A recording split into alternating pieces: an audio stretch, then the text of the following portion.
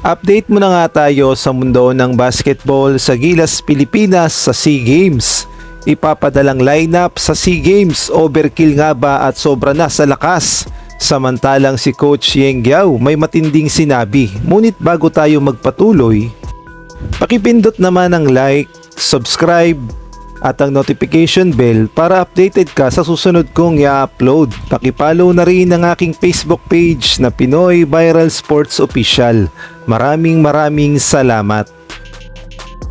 Nag-update na nga itong si Coach Norman Black para nga sa paparating na SEA Games sa December sa Gilas, Pilipinas.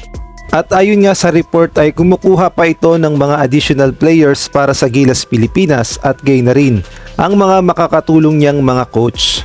At kung atin niyang titignan ng lineup ni Coach Norman sa SEA Games, masasabi nating napakalakas na at overkill dahil kinabibilangan nga ito ng mga players sa Japan B-League, UAAP, NCAA sa Amerika. At kabilang na nga dyan sila SJ Bilangel at gayon na rin itong si Matthew Wright, kasama din itong si Bobby Ray Parks sa lineup at itong si Mason Amos at ang magkapatid na si Juan at Jamie Gomez Diliano, kasama din itong si QMB at itong si Kevin Kembao. Kasama din pala sa lineup ni Coach Norman itong si Mike Phillips. At ito pa nga ang latest report dahil nagdagdag pa siya ng mga players at coaches ay na rin sa report ng Tiebreaker Times. Ayon nga sa report ay tinatarget na rin kunin ni Coach Norman Black para sa SEA Games sa Gilas, Pilipinas itong si Francis Lopez. Alam naman natin ang galawan ni Francis Lopez, maaasahan sa opensa, depensa at magandang panoorin dahil sa kanyang mga showtime na dunk. Kasama din na kinukuha ni Coach Norman itong si Kian Baklaan. At tinatarget din kunin ni Coach Norman Black bilang mga assistant coach ng Gilas, Pilipinas ang head coach ng University of the Philippines na si Coach Goldwin Monteverde at ang assistant coach ng Ateneo de Manila na si Coach Sandy Arespacochaga.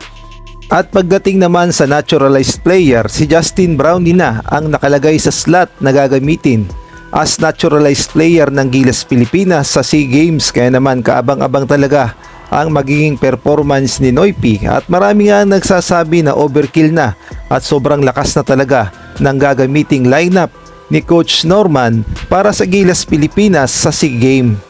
Ngunit may tanong nga dito ang isang netizen at tinatanong nga itong si Renz Abando kung bakit hindi sinama o kinuha ni Coach Norman Black. Kailangan pa naman daw itong si Renz Abando. Kahit nga itong si Kubi Paras ay tinatanong din at sana daw ay maisama sa SEA Games. Samantalang sa ibang balita naman, nagbigay nga ng opinyon itong si Coach Yeng Guiao patungkol nga ito sa mga kupunan na sumali sa FIBA Asia Cup, partikular na itong Australia na masasabi nating sobrang lakas talaga at hindi na nakakapagtaka na sila ang nag-champion, at gayon na rin itong Tall Blacks, ang New Zealand na malakas din na kupunan para sa FIBA Asia Cup. At ito nga ang naging opinyon ni Coach Yeng Guiao sa pagsali ng Australia at New Zealand sa FIBA Asia Cup. Ang sabi nga ni Coach Yeng Guiao, ang Australia at New Zealand dapat daw hindi naglalaro sa ating zona o sa FIBA Asia Cup dahil meron daw silang advantage pagdating sa genetics at masyado daw silang malakas. Ang sabi pa nga ni Coach Yeng Guiao, yung Japan, Korea, Iran, Jordan, Chinese Taipei, China at Lebanon ay kayang-kaya pa nating talunin, ngunit yung Australia at New Zealand hindi daw talaga dapat naglalaro yan sa ating zona sa FIBA Asia Cup. At kung kayo ang tatanungin, sang-ayon ba kayo sa sinabi ni Coach Yeng Guiao patungkol sa Australia at New Zealand? Maaari kayong magbigay ng komento sa comment section.